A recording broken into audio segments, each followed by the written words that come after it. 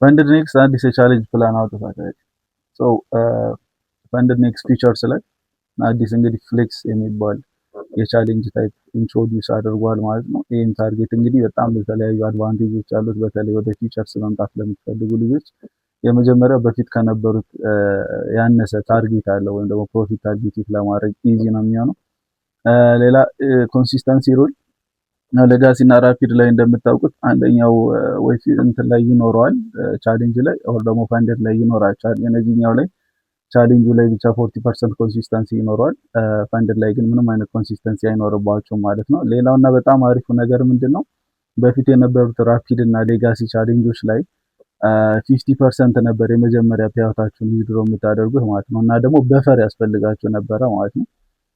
ሶ አዲሱ የፍሌክስ ቻሌንጅ አካውንታቸው ላይ ግን አንደኛ በፈር አያስፈልጋችሁም፣ ሁለተኛ ደግሞ እስከ 90% የሚሆነውን ፕሮፊት ሼር መውሰድ ትችላላችሁ በአዶን ማለት ነው። አዶን ካላደረጋችሁ ደግሞ እስከ 80% የሚሆነውን ፕሮፊት ስፕሊት ይኖራቸዋል። ሌላ ምንም አይነት የኢንትራዴይ ትሬሊንግ ድራውዳውንም የለውም። ማክሲመም ድራውዳውን ነው የሚሆነው ኢንድ ኦፍ ዴይ ትሬሊንግ ማለት ነው። እሱ ነው የሚሆነው። እንደገና ደግሞ ምንም አይነት ዴይሊ ሎስ ሊሚት የለውም ማለት ነው። ሰው ሶስት አይነት አካውንት ሳይዞች ነው የመጣው።